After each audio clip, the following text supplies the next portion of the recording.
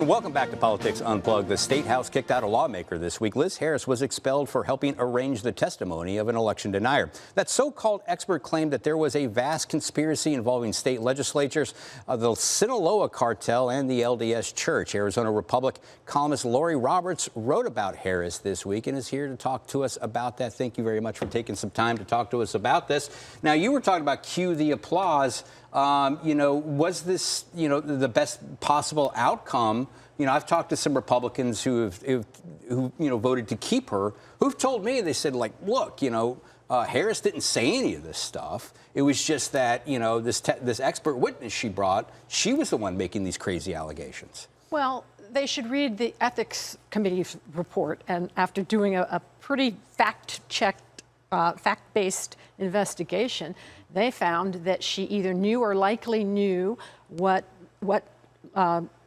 Ms. Brager was going to say, that she took steps to hide what the presentation would be from House leadership, and that then thirdly, that she lied about it when she came before the committee. Mm-hmm. So I don't know. It seems to me if there are ethical standards, the House did the right thing. I think what's really interesting is look at the people who stood with Liz Harris. You will see those same people. It's the members of the Arizona Freedom Caucus, the far right. I think that you will see those same people when the time comes to negotiate a budget and anything else of importance, Proposition 400 extension, anything else that is going to get done this year is going to be done with them being the no votes. Well, then you talk about ethical standards. Let's run the counterfactual. Do you think this Republican-controlled House would have done the same thing had this expert witness not included other Republicans in her crazy conspiracy theory? Had it just been limited to Democrats? Well, hard to say. You have to look at Senator Wendy Rogers and her repeated calls for perp walks and accusations that Hobbs and other elections officials had committed a crime. We didn't see anything brought against her, so you do have to wonder. But, of course, it didn't help. Legislators don't like it when you impugn them. They're okay with impugning everybody else. But when you impugn them in their house, that tends to get you in trouble. And Ms. Brager came even at House Speaker Ben Toma. Mm-hmm. You pretty much don't want to go after the leadership in a situation like that. You'll note that the person who made the motion and stood, I believe, during the entire thing, which didn't take very long to expel her, was Speaker Toma.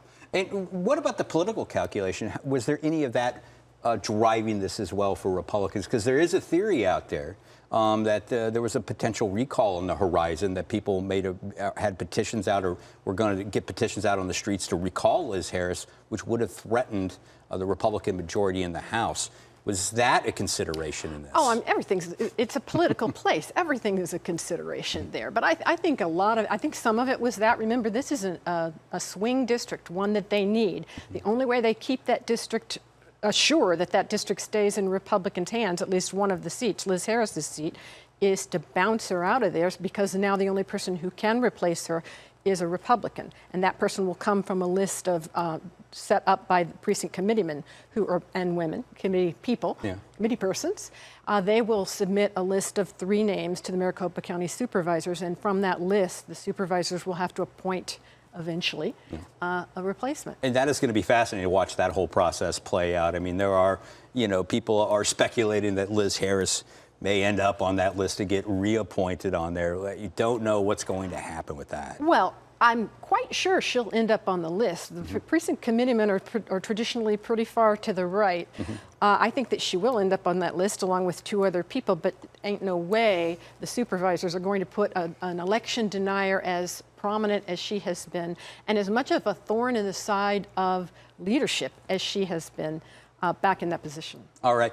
I've got a couple minutes left here in this segment, so I do want to pivot, and I do want to talk about one of the favorite parlor games with the political class that you wrote about this past week. What will Kyrsten Sinema be doing next? I mean, obviously, she has switched parties.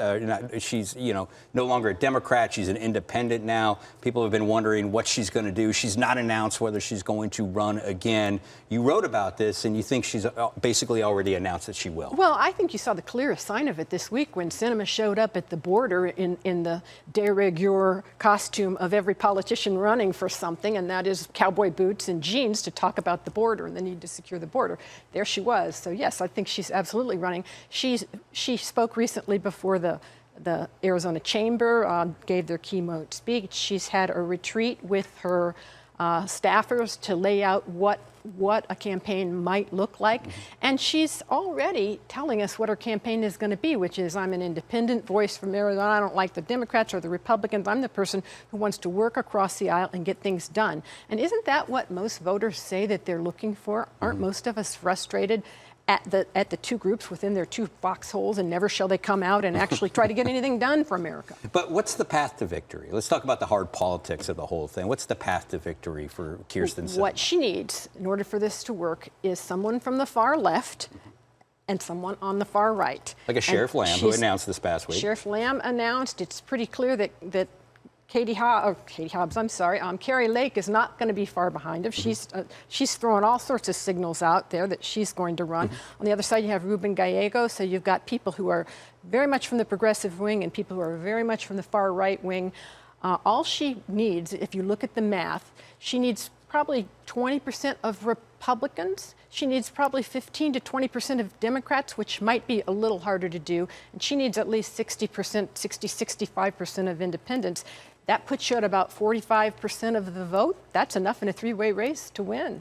But real quick, though, independents, I'm always skeptical because people tend to talk about them as a monolithic group. I think that independents are very diverse. And, you've got people that are independents that are on the far right, that the Republican Party is not extreme enough. Same on the left. I mean, can she get enough independent voters and maybe cobble together some Democrats and a few Republicans? Do you think she's got enough to win? Well, everything's got to be right for her. The stars have got to align right up to the thing. And if they don't, you're probably looking at somebody from the far right as our new senator. So it's going to be an interesting thing. Those are the calculations she's got to look at. And does she want to put us in a position where we could end up with a Senator Lake, for example? I don't think you'll see anything for a while because she doesn't have to do anything because everybody's speculating about her and everybody's writing about her and everybody's talking about her. That is the one thing we do know. She doesn't have to make a decision anytime soon right now. But thank you very much for joining us here this week on the show. And